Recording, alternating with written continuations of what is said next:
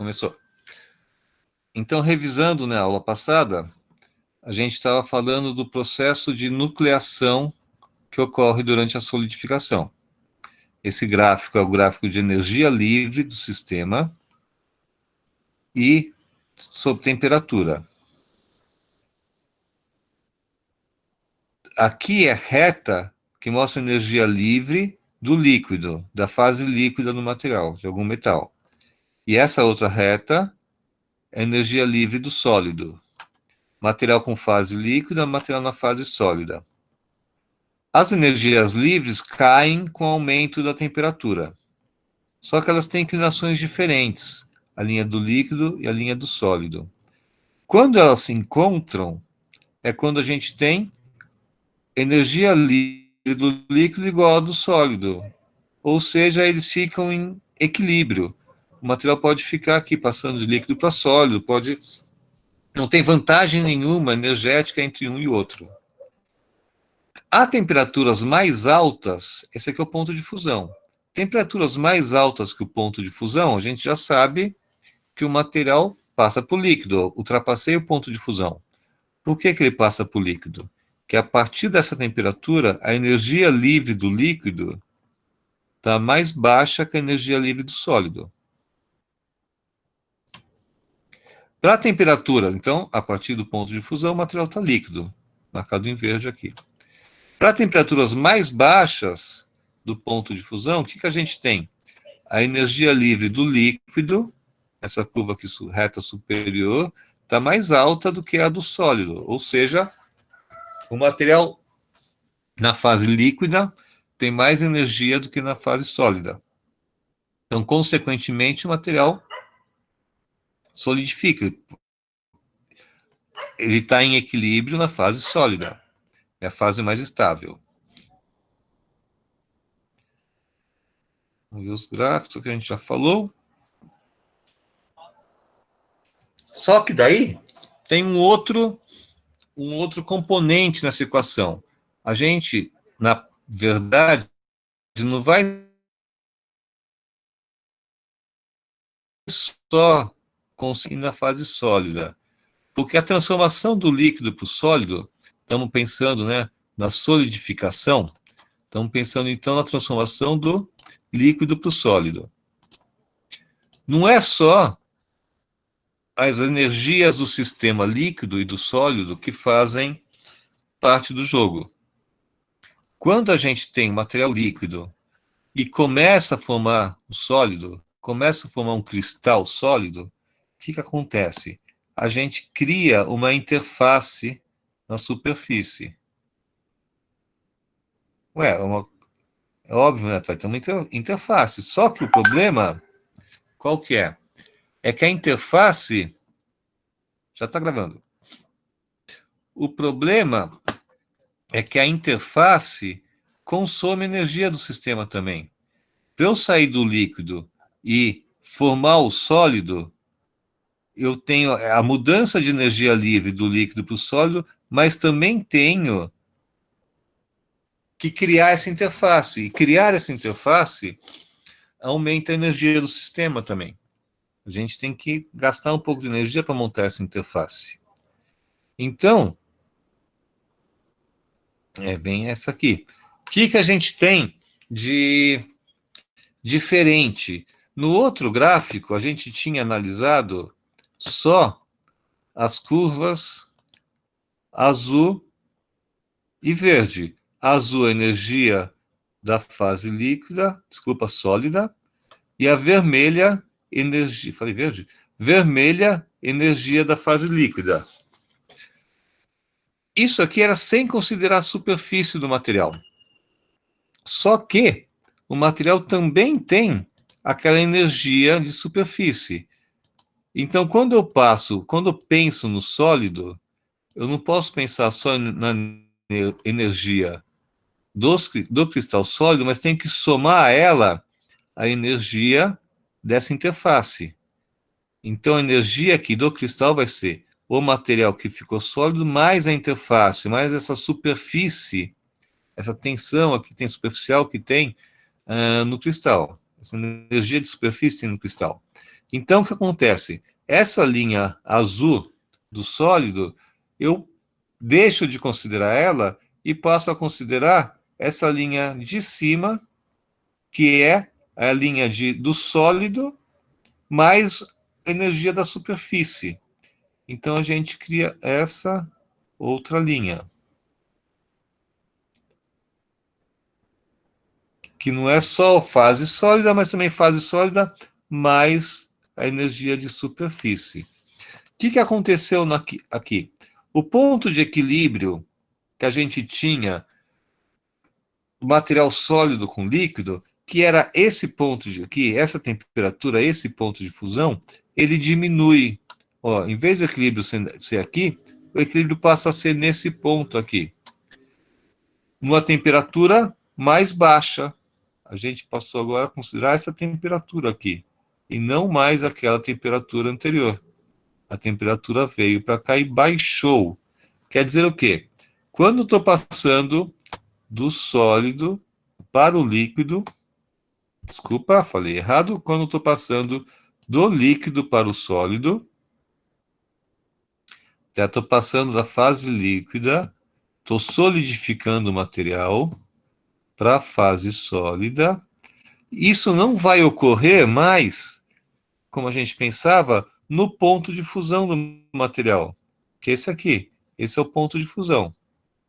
Vai ocorrer, eu estou baixando a temperatura, o material estava líquido, eu vou reduzindo a temperatura, eu tenho que ultrapassar o ponto de fusão, abaixar mais um pouco a temperatura e fazer o que a gente chama de superresfriamento.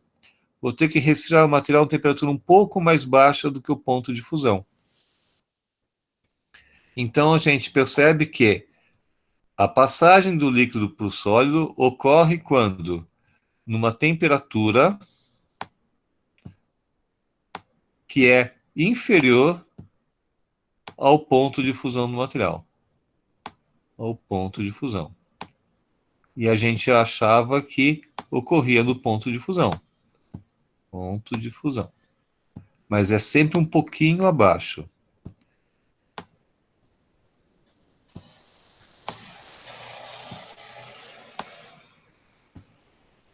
Do ponto de fusão. Por quê? Porque eu tenho que considerar a energia da superfície sólido-líquido. Ok? Ah, mas aqui tem duas linhas diferentes. Qual que é a diferença aqui? Por que eu tenho duas retas aqui? E aqui está mostrando, ó, uma é para um raio 1 e outra para um raio 2. Quer dizer o quê? Que essa energia da superfície depende do raio do material. Então, a gente teve um acréscimo da energia. Quando a gente veio para cá, passou dessa linha aqui azul e foi para verde, a gente acrescentou a energia da superfície do material. Só que eu estou mostrando aqui agora que, dependendo do raio, a energia da superfície é outra. Ela pode ser maior. Não é sempre constante.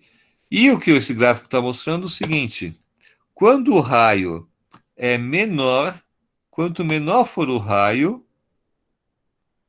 raio 2 é menor do que o raio 1, essa curva aqui de cima é menor do que o raio dessa aqui, é menor do que essa, que aconteceu com o incremento de energia, é maior. Isso pode parecer estranho. O que a gente está falando aqui? Quanto menor o raio daquele cristal que foi formado, quanto menor o raio, o que a gente vai ter? Um aumento da energia do sistema. Então, um cristal de raio, aumento da energia do sólido. Um cristal com raio pequeno, eu vou acabar tendo uma energia maior do que o cristal com raio grande. Por que isso acontece? Eu já vou escrever aqui. Por que isso acontece, gente? Vamos pensar, só escolhendo usar esse espaço aqui. Vamos pensar num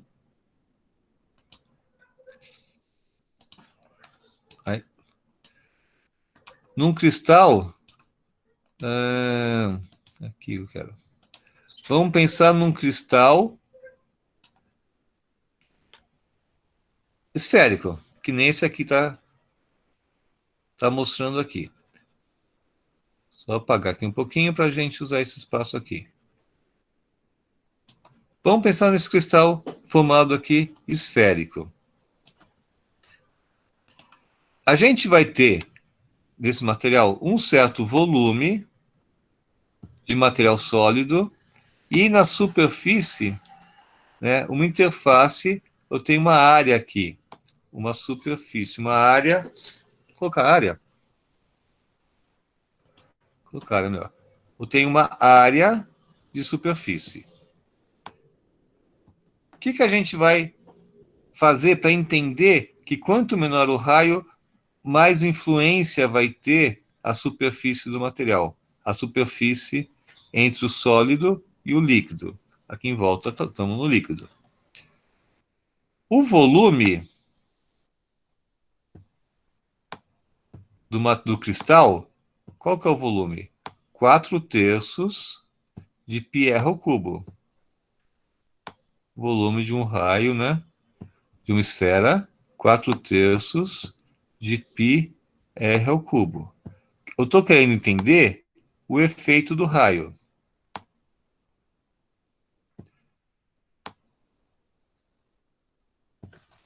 E a área?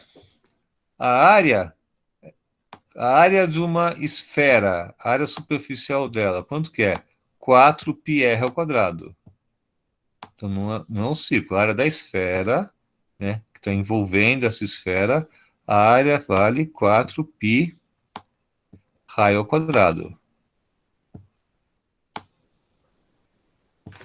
A gente quer estudar a influência da área, né, com relação a um cristal pequenininho com raio pequeno e um raio grande. Então, vou fazer o quê? A relação da área sobre o volume. O efeito da área sobre o volume. Por quê? Minha preocupação aqui agora, sabe o quê? O quanto, né, a área vai influenciar, a área que eu estou criando a mais aqui, a superfície que eu estou criando a mais, vai influenciar em relação ao volume de material que solidificou. Então, se a gente fizer essa relação, área é igual 4πr, desculpa, r ao quadrado, área igual 4πr ao quadrado, e vou dividir pelo volume, que é igual 4/3 de πr ao cubo. Um monte de coisa aí a gente vai poder cortar, né? Então, 4 eu vou cortar com 4, o π eu vou cortar com π, e vamos simplificando isso aqui. Ó, corto 4 com 4, corto π com π, corto r quadrado com 2 aqui do cubo, fica só um r. Então, cortando, fazendo esse corta-corta, eu tenho r ao quadrado em cima, r ao cubo embaixo, fica r embaixo. Cortando tudo isso aqui, como resultado, eu vou ter o quê? O 3 vai para cima, 3 sobre raio. 3 sobre r. Quer dizer o quê, gente? A relação da área sobre o volume é equivalente a 3 sobre r. Ou seja, quanto maior, fazer o contrário, quanto menor o raio, quanto menor for o raio formado, se a partícula, em vez de ser grandona assim, for uma partícula pequenininha desse tamanho aqui assim, o que vai acontecer? Essa relação 3 dividido por r, quanto menor eu tenho r, maior vai ser essa relação. Ou seja, isso implica que maior é o efeito da área em relação ao volume. proporcionalmente à quantidade de material solidificado, ao volume solidificado, quanto menor o R, maior o efeito da área. Por isso que eu tenho, né, para raios menores, eu tenho um acréscimo de energia maior para um certo volume de material solidificado. Então, o ponto de fusão que o material vai... O ponto de fusão é o ponto de equilíbrio. Desculpa, o ponto de fusão é esse aqui, Tm. O ponto em que vai ocorrer a solidificação, em que o material vai mudar de fase do líquido para o sólido, é uma temperatura abaixo do ponto de fusão e ela depende do raio. Para raios menores, curva roxa, o que aconteceu com o ponto de fusão? Ó? Abaixou mais ainda. Né? Quer dizer, a temperatura em que vai ocorrer o equilíbrio entre o sólido roxo e o líquido fica mais baixa ainda.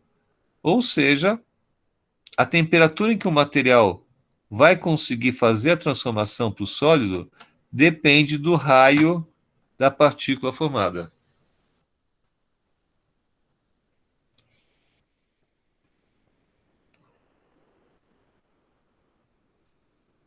Se eu pensar num... Então, aqui eu falei em relação ao raio, né? Então, eu tenho um raio de um certo tamanho, a temperatura de equilíbrio é outro. Um raio de um outro tamanho, a temperatura muda também. Na prática, quando a gente está fazendo uma solidificação, a gente pega o material que está na fase líquida, está numa temperatura aqui, por exemplo, jogo no molde e, de repente, esse material vem para essa temperatura. Ele resfria para essa temperatura. O que eu tenho que olhar aqui no gráfico? Opa, nessa temperatura aqui, eu vou chegar no equilíbrio aqui. Esse equilíbrio, o ponto onde as curvas vão se cruzar, depende do raio. Né? Então, o ponto, para uma dada temperatura, eu vou saber exatamente qual que é o ponto onde o sólido vai ter a mesma energia que o líquido. Essa relação depende do raio da partícula. Então, para cada temperatura que a gente joga o material líquido, existe um raio crítico, abaixo da qual o material se torna, acima do qual o material se torna estável. Né? Um raio crítico acima do qual se torna estável. Por quê? A gente chega num certo ponto aqui. Se o raio for menor, a gente vai para uma curva mais baixa. Facilita a transformação para o sólido. Se o raio for menor do que esse raio definido aqui, essa curva do sólido, essa curva tracejada vai para cima. Então, daí o material se dissolve, porque a energia fica mais alta. Então, a gente sempre vai ter um raio crítico em função da temperatura que a gente está jogando no material.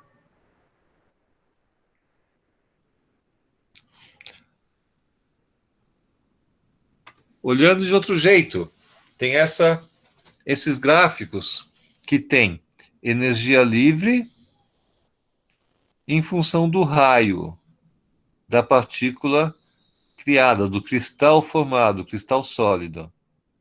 A curva verde, ela é aquela 4πr ao quadrado, ela é em função da área do material, da superfície do material.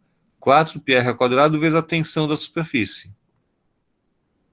A curva vermelha, então que a curva verde é sempre para cima. A energia vai crescendo. A curva vermelha é o volume sólido do material. Ele diminui, né? A transformação do líquido para o sólido diminui, abaixo do ponto de fusão, diminui a energia do material. Só que a superfície aumenta. Na somatória dessas duas curvas, eu tenho essa curva azul. No começo, a gente tem um ganho de energia, ou seja, não é favorável à formação do sólido, mas se o material passar de um certo ponto, raio crítico, a partir daí, quanto mais ele aumentar, menor a energia. Então tem que fazer o quê? Lá no nosso sólido, vamos voltar lá em cima, ficou lá em cima. Cadeira aqui em cima. Aqui no nosso sólido, nosso líquido, os átomos estão se movimentando. Eu tenho que formar um cristal com um certo tamanho que ultrapasse aquele raio crítico. Se esse cristal que se formou, por exemplo, vamos fazer outro cristal aqui. Se esse cristal, que tamanho que é esse aqui? Se eu formo um cristalzinho aqui, ó, um pouquinho maior. Se eu formo um cristal nessa posição, mas ele tem um raio que é menor que o raio crítico, aqui é um cristalzinho. Se eu tenho um raio aqui menor que o raio crítico, os átomos se juntam, formam esse cristal sólido e em seguida se dissolve de novo. Esse não é um cristal, um núcleo estável, porque a energia dele é muito. Ele está abaixo do raio crítico, a energia da superfície vai ser muito grande e o material vai acabar soltando, se dissolvendo. Se eu consigo formar nessa. É uma coisa meio aleatória, os átomos vão se juntando. Se eu consigo formar um cristal acima do raio crítico, aí ele é estável. A partir do momento em que eu formo um cristal que ultrapassa o raio crítico, a tendência dele é solidificar. Esse cristal passar a esse formato. Os átomos vão se juntando, vão formando o cristal do material, vão formando a estrutura cristalina do material e, consequentemente, eu vou ter um material sólido.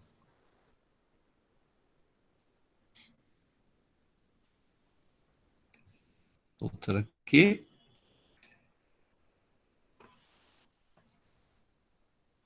Isso aqui, essa energia, né, a energia da superfície do material, a energia do volume, depende da temperatura. Né? Aqui, ó.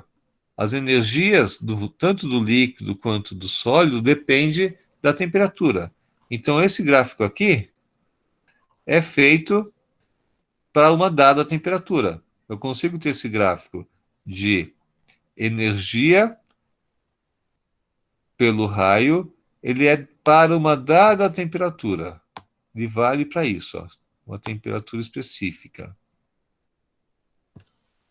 Se a gente muda a temperatura, o que acontece? Estou mudando a temperatura, variando aqui a temperatura. As energias mudam, tanto a energia do sólido, quanto a energia do líquido, quanto a energia, energia vermelha do líquido, energia do sólido, quanto do sólido mais a superfície. As energias mudam, são diferentes. Então, esse gráfico próximo, ele faz uma comparação, vai ficar um pouco mais complicado, porque ele vai fazer uma comparação com duas temperaturas diferentes. Uma temperatura T1, onde a gente tem a energia do volume, tá essa curva aqui, e a energia do sólido, da superfície, essa linha aqui. A energia da superfície não varia com a temperatura, mas a energia do sólido cristalino varia. A energia do sólido vem daquela gráfico assim, para a reta. Quanto menor a temperatura, né, quanto mais baixa a temperatura, maior a energia. Então eu tenho esse gráfico vermelho para uma dada temperatura e o gráfico roxo para uma temperatura mais baixa. Na somatória com a superfície, eu tenho essas linhas aqui. Essa linha é a variação de energia, o ganho de energia que o material tem para a temperatura mais alta. A gente define um raio aqui. Esse é o raio crítico. Lembrando, aqui é o raio, né? Esse é o raio crítico para a temperatura T1. E a temperatura T2, mais baixa, a gente tem um ganho de energia maior com o volume, com a solidificação do material. Então, aqui ó, a gente está reduzindo a energia mais fortemente do que na linha vermelha. Isso faz um ganho de energia mais forte. E o que acontece com a somatória das duas curvas? O ponto de equilíbrio está mais baixo. Eu saí desse raio de T1, esse aqui é o raio de T1, temperatura mais alta, para a temperatura mais baixa, eu saí desse raio e passei para esse raio aqui, ó. Então, à medida que a gente abaixa a temperatura que a gente joga o material, em que o material está, eu tenho o quê? Uma redução do raio crítico. Ou seja, quanto mais, desculpa aqui nisso não, quanto mais baixa a temperatura, mais estável vão ser os cristalzinhos que foram formados. Diminui o raio crítico.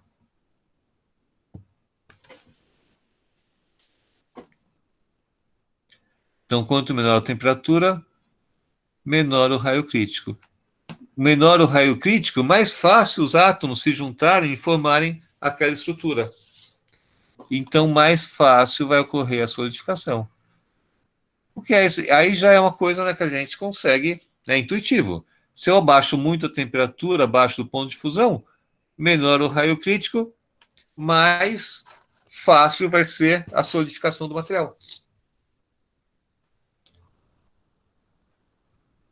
E aí eu tenho outro gráfico que mostra o quê?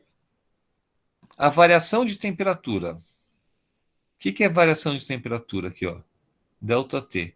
Isso aqui, eu estou falando no quanto delta T é temperatura, é a variação entre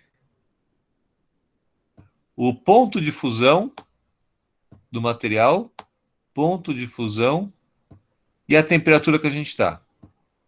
Ou seja, ponto de fusão menos a temperatura que está o material. Por exemplo, para o alumínio, o ponto de fusão é 660 graus. 660 graus centígrados. O alumínio funde, né? Tudo está bonitinho. Ponto de fusão é 660 graus. Quando eu falo aqui que eu estou 100 graus de delta T, 100 graus, variação de temperatura 100 graus, quer dizer o quê? Que o meu material está nessa temperatura a 560 graus. Ou seja, eu joguei material a... Isso aqui não é exatamente o gráfico do... Eu não sei nem de que material que é esse gráfico, não é exatamente o gráfico do alumínio, mas estou dando como exemplo aqui, ó. 100 graus significa que o alumínio estaria a 560 graus. 100 graus abaixo do ponto de fusão. E eu encontro aqui um valor de quê? De raio crítico. Ah, esse é o raio crítico, ó, raio crítico da partícula. Quer dizer o quê? Se eu tiver 100 graus abaixo do ponto de fusão, o raio crítico do material vai ser esse aqui. Aqui está 5 vezes 10 a menos 7 centímetros. 10 a menos 6. Vai ser esse valor. Se eu jogar o material, em vez de 560, se o meu material tiver a 650 graus, ou seja, se eu coloquei material só 10 graus abaixo do ponto de fusão, a diferença é 10 graus. Então, vou ter aqui 10 graus, ó, toda a linha. Em vez de 100 graus, eu vou estar em 10 graus. O que acontece quando eu estou só 10 graus abaixo do ponto de fusão? Isso aqui é uma reta, vocês estão vendo? Oh, chegou aqui. Fecha conta aqui. Eu tenho um raio crítico muito maior. Meu raio crítico, que a 100 graus é pequenininho, a 10 graus abaixo do ponto de fusão é muito grande. Ou seja, é mais difícil, né? Quando eu estou muito próximo do ponto de fusão, é mais difícil ocorrer a solidificação. aqui. Que eu tenho que juntar um monte de átomos, né, na forma cristalina para virar um núcleo, um cristal que seja estável. Se eu consigo resfriar em não a 650 graus, mas se eu consigo resfriar a 560 graus, 100 graus abaixo do ponto de fusão, eu consigo formar o sólido com uma quantidade de partículas menor, bem menor.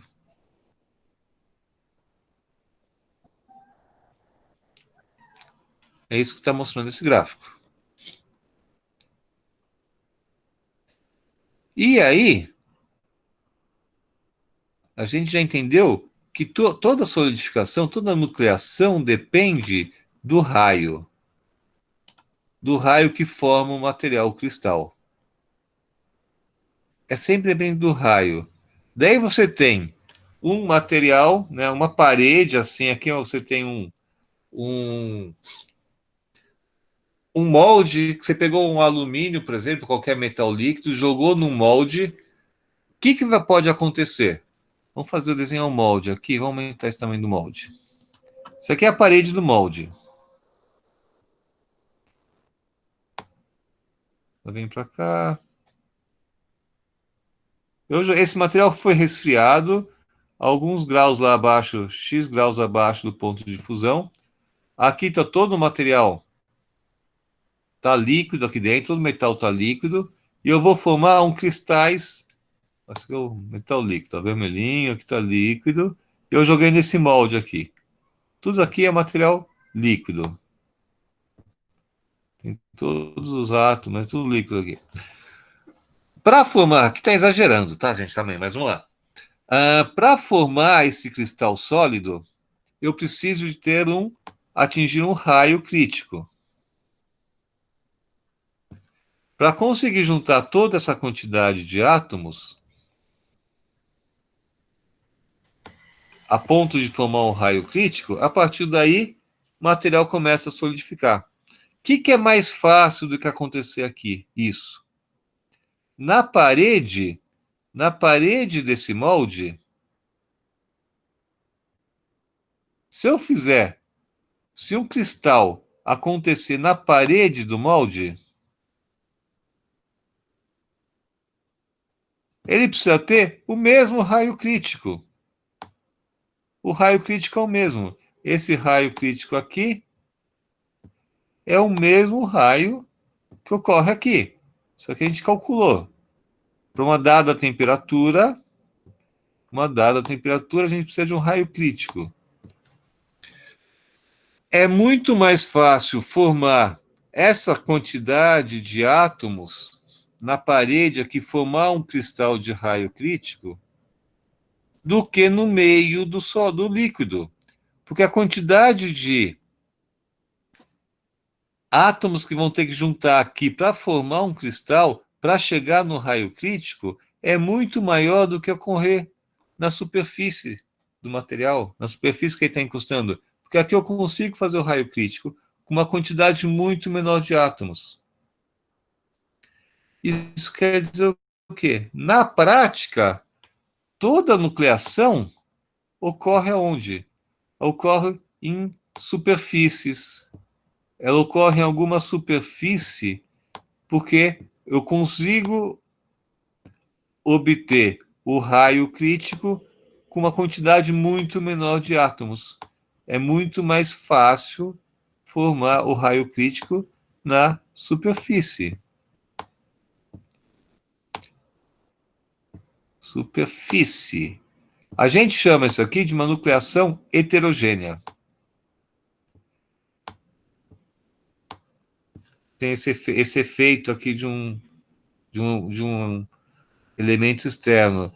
Se ocorreu a solidificação no meio do líquido, seria uma nucleação homogênea. Mas a nucleação sempre vai ser em volta de uma superfície. E todo mundo já viu isso. Vocês todos já viram isso. Ah, mas eu nunca vi um metal líquido solidificando. Mas já viram isso, né? Quem não bebe pode ser Coca-Cola. Por que forma gás, bolhas de gás na Coca-Cola ou na cerveja? Vou fazer uma bolinha aqui, cor azulzinha aqui. Por que forma bolha? Porque a pressão da cerveja, do gás na garrafa, ou da Coca-Cola na garrafa, a garrafa está fechada, está engarrafada. O gás está pressionado lá dentro. Então o gás dissolve dentro do líquido. Quando a gente pega uma garrafa de Coca-Cola, a gente olha ela, você não enxerga nenhuma bolha, nenhum gás lá, né? Não tem nenhuma bolha dentro da garrafa de Coca-Cola. Quando a bolha vai fazer? Quando a gente abre a garrafa. Que aí, abrindo a garrafa, a pressão vai para a pressão ambiente, na pressão cai. Se a pressão cai, a solubilidade do gás diminui. Pressões maiores têm uma solubilidade mais baixa. Se a solubilidade é mais baixa, o que começa a fazer? O gás começa a precipitar, a formar gás no copo. Pode ser de coca, pode ser de cerveja. Onde que os gases formam? Onde que os gases nucleiam, né? Onde que são gerados os gases? Você já tomou Coca-Cola e viu um gás formando no meio da garrafa, né? No meio da garrafa, desculpa, no meio do copo. Você está tomando a, né, Coca-Cola, cerveja, e lá no meio do copo começa a brotar gás. Nunca. O gás sempre se forma na superfície do copo. Por que ele forma na superfície do copo? Porque existe o mesmo efeito que a gente estava falando para a solidificação, a formação do gás. O gás, né? Quando a gente saiu da pressão, quando a gente estava lá dentro da garrafa, com a pressão alta, o gás ficava dissolvido, né? Se a gente fosse fazer aquele gráfico de energia por pressão, eu ia falar que ia ser uma coisa parecida com aquilo que a gente viu. Pressão maior, o gás dissolvido é mais estável. Quando a gente diminui a pressão, a gente tem que fazer o quê? Uma nucleação do gás. Eu tenho que criar um núcleo também para formar o gás. E quando eu crio o núcleo, é vantajoso nessa pressão que o gás esteja na fase gasosa e não dissolvido no líquido mais.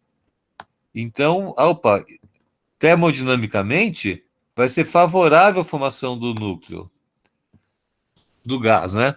Vai ter uma nucleação. Só que para formar a bolha de gás, a gente tem que criar o quê? Uma superfície no gás. E o efeito da superfície no gás é a mesma coisa que no sólido, na fundição. Eu vou ter que criar uma superfície. Essa superfície vai consumir energia do meu sistema. Então, o ganho aqui de energia do gás precipitado da Coca-Cola vai ser consumido pela superfície. Então, o que acontece com as bolhas de Coca-Cola ou de cerveja? Elas formam na superfície. A partir do momento que elas formam na superfície e geram o raio crítico, elas crescem. E daí elas vão crescer até vão se soltar e elas crescem, se soltam, e a gente vê o gás saindo. A gente nunca vê o gás no meio do copo, no meio do líquido lá. É sempre na superfície. Minha esposa, ela gosta de coca, mas ela não gosta muito da coca com muito gás. Ela prefere a coca com um pouco menos de gás. O que ela faz? Ela gosta muito de coca, o que ela faz? Opa, o que é isso aí? Ela coloca um monte de gelo no material. Qual o grande efeito, cadê imagens, do gelo numa Coca-Cola, além de baixar a temperatura? Por que quando... Coca com gelo. Por que quando a gente põe gelo na Coca, a gente vê que forma um monte de gás. Assim, ó. Né? Quando Coca-Cola tem gelo, forma mais gás do que se ela não tiver gelo. Porque o gelo é uma superfície. E ele vai facilitar a formação, a nucleação do gás, porque ele é uma superfície onde o gás também vai se formar. Quanto mais partículas a gente colocar dentro do copo, mais fácil vai ser a formação, mais fácil vai ser a formação do gás, mais fácil a formação da nucleação.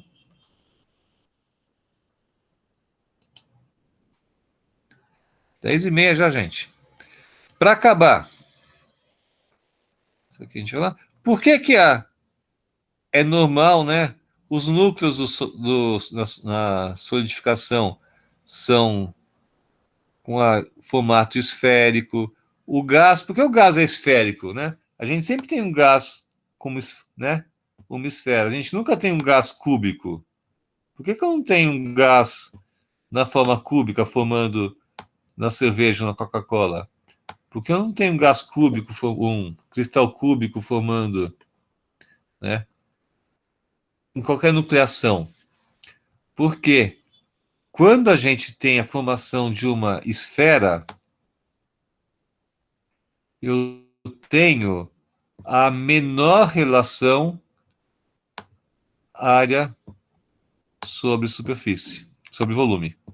Ou seja, a gente consegue colocar mais volume de material com uma área menor. Vocês podem fazer uma comparação com uma esfera com um cubo. Você imaginem um cubo, sei lá, de 1 cm². Se vocês pegarem 1 cm³ de material, calcularem, eu quero 1 cm³ com a forma de um cubo. Daí vocês calculam qual que é a área do cubo. Daí não, agora eu quero 1 cm³, 1 cm³.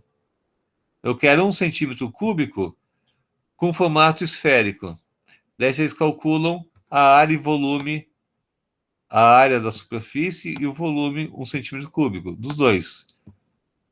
Quando a gente tem a esfera, a relação área sobre volume é mais baixa do que quando a gente tem um cubo ou quando a gente tem um disco, podia ser um disco, né? Um disquinho assim, coisinha assim, sei lá. Podia ser qualquer formato. Podia ser um tubete, assim, coisa compridinha, um cilindro, né? Por que não forma cilindro, gás cilíndrico? Porque qualquer forma que a gente comparar para um mesmo volume, a área que envolve a esfera é menor do que um cubo, é menor do que um disco, é menor do que um tubo, um cilindro, é menor do que qualquer outro formato. Por isso que naturalmente formam esferas. E, como eu preciso formar o raio crítico, naturalmente elas se formam na superfície. Nas superfícies que vai encontrar, que o material vai encontrar. Porque quando eu vou fazer a formação na superfície, eu preciso de uma quantidade muito menor de átomos, né, se for gás moléculas, para conseguir formar o raio crítico e conseguir formar um núcleo estável.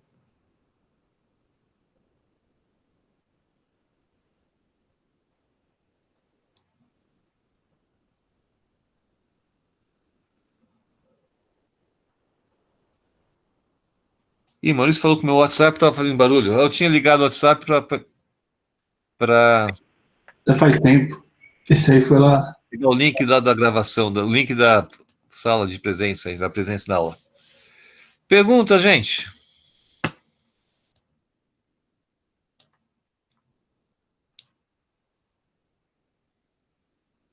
Por enquanto, nada, professor.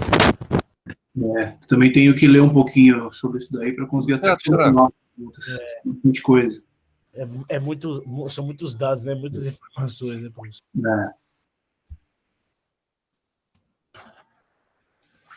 Ufa. Tranquilo, pessoal? Tranquilo.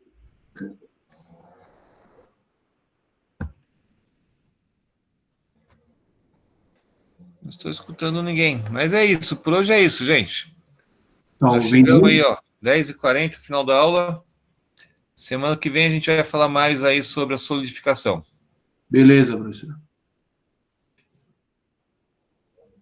Ok? Valeu, Vinícius, Lucianando, André e todo mundo que ficou aí. Gabriel, obrigado. Obrigado, professor. Boa noite. Valeu, professor. Professor, só uma dúvida. Eu tô tentando responder a chamada. Acho que amanhã eu coloco. Amanhã eu coloco, se eu esquecer, sábado cedo. Professor. Tá bom? A gravação e o material.